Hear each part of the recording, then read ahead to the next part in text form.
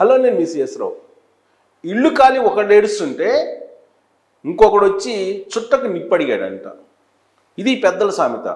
ఇప్పుడు దీన్ని గనక విజయవాడ వరదలకు గనక అన్వయిస్తే, చంద్రబాబు నాయుడు ఏమో ఒకవైపు వరద ప్రాంతాల్లో ఉండేటువంటి బాధితులను ఆదుకునేటువంటి ప్రయత్నం చేస్తూ ఉంటే, దాంట్లో నుంచి నెగిటివ్ పాయింట్స్ ఏమున్నాయి అనే దాని మీద ఇప్పుడు జగన్మోహన్ రెడ్డి కాన్సన్ట్రేషన్ చేశారు.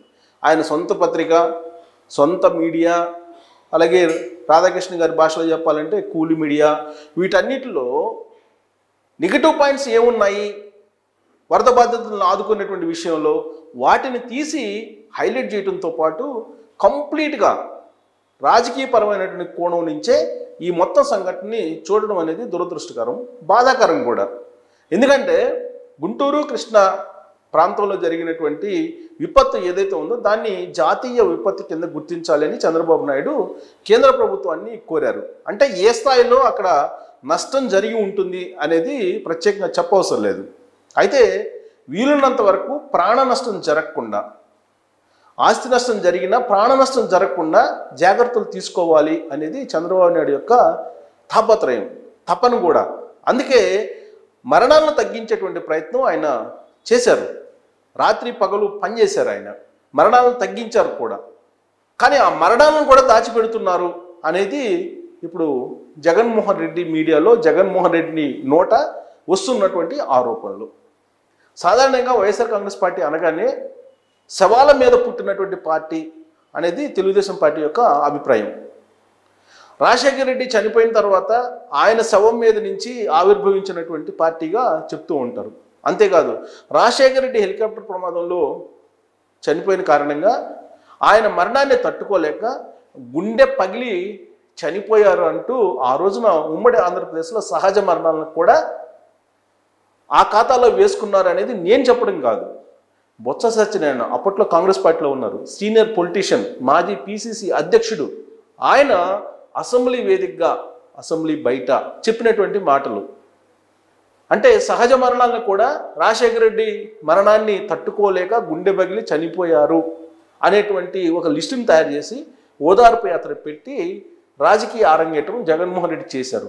అంటే శవాల మీద రాజకీయమే కలిసి వస్తుంది వైఎస్ఆర్ కాంగ్రెస్ పార్టీకి అనేది తెలుగుదేశం పార్టీ వాళ్ళు ఒక సైద్ధాంతికంగా వివరించేటువంటి ఒక ఆరోపణ, లేదంటే చెప్పేటువంటి ఆరోపణ.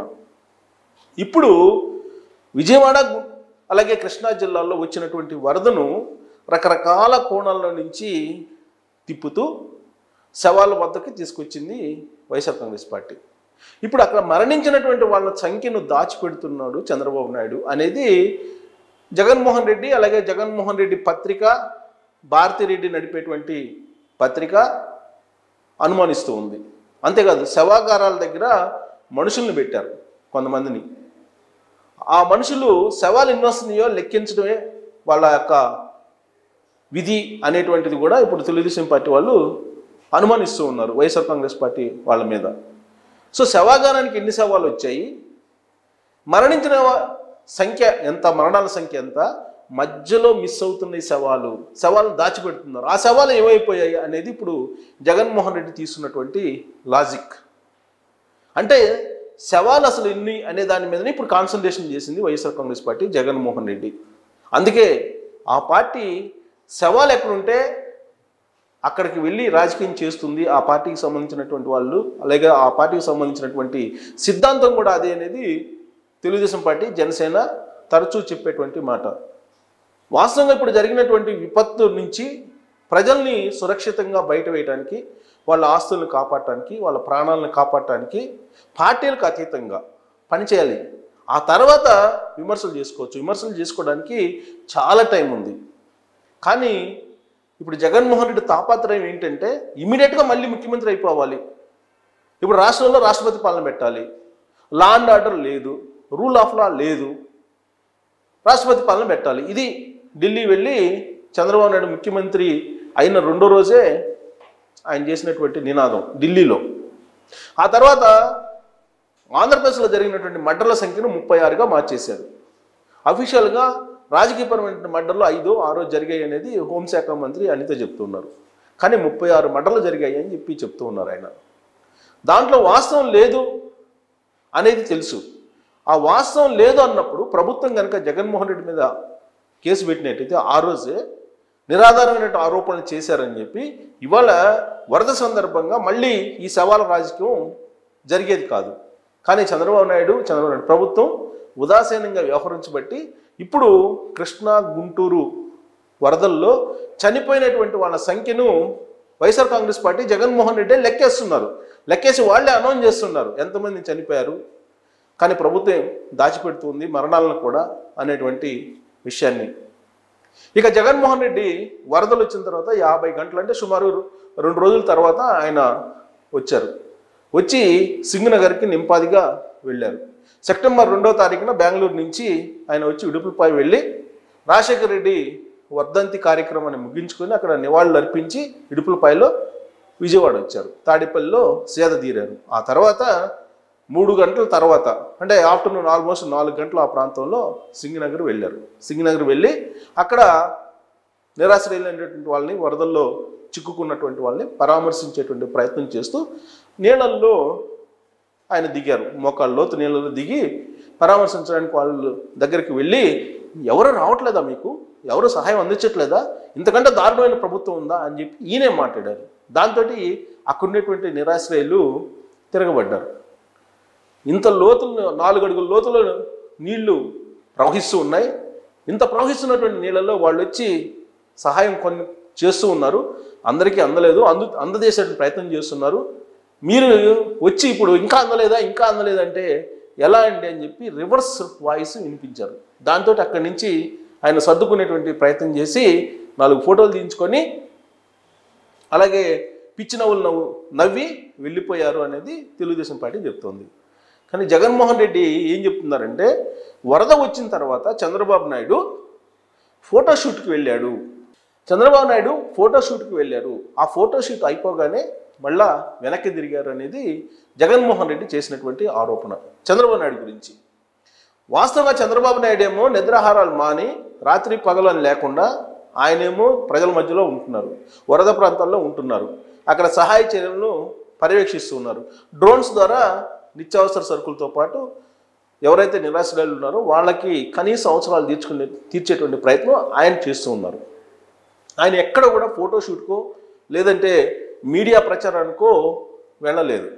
కానీ ఆయన చేస్తున్నటువంటి సహాయాన్ని, ఆయన చేస్తున్నటువంటి కష్టాన్ని చూసిన తర్వాత, చంద్రబాబు నాయుడు కష్టాన్ని చూసిన తర్వాత జాతీయ మీడియా స్పందించి ఒక ముఖ్యమంత్రి హోదాలో చంద్రబాబు నాయుడు చేస్తున్నటువంటి ఒక సాహసాన్ని, ఆయన డేంజర్గా ఉన్నప్పటికి కూడా ఆయన ఎన్డీఆర్ఎఫ్ దళాలతో కలిసి ప్రజల మధ్యకు వెళ్తూ ఉన్నారు అని చెప్పి ప్రశంసిస్తూ జాతీయ మీడియాలో ఫోకస్ చేయటం జరిగింది.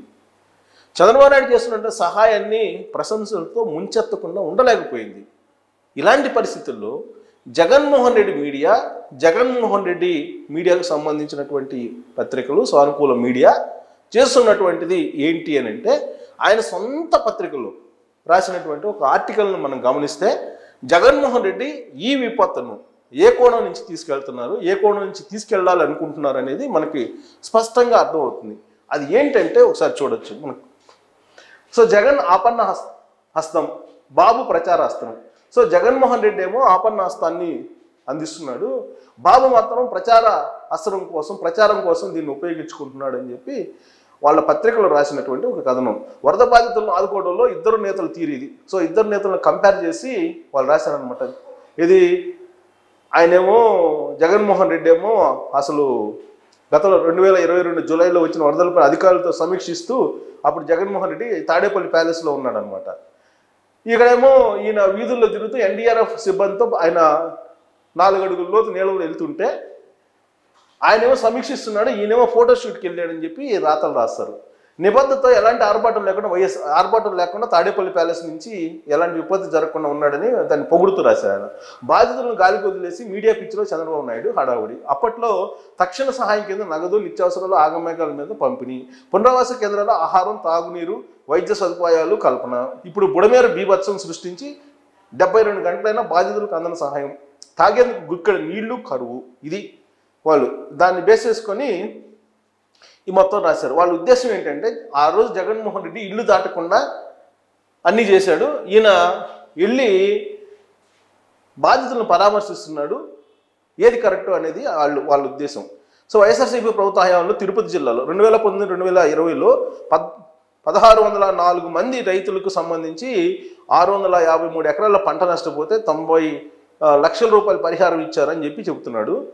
అసలు అటువైపు చూడలా. వాస్తవంగా అక్కడ నష్టం జరిగినప్పుడు కూడా వెళ్ళా. ఈయన ఏరియల్ సర్వే తప్ప జగన్మోహన్ రెడ్డి చేసింది హెలికాప్టర్లో. ఏది జరిగినా కానీ ఉత్తరాంధ్రలో జరిగిన ఉభయ గోదావరి జిల్లాలో వరదలు వచ్చినాయి, అప్పుడు వెళ్ళా. అప్పుడు ప్రతిపక్ష నాయకుడిగా ఉన్నటువంటి చంద్రబాబు నాయుడు అయితే వెళ్ళారు. కానీ అప్పుడు కూడా జగన్మోహన్ రెడ్డి హెలికాప్టర్లో వెళ్ళి ఏరియల్ సర్వే చేసి వచ్చాడు తప్పితే తాడేపల్లి నుంచి ఒక అడుగు కూడా ముందు పెట్టాల.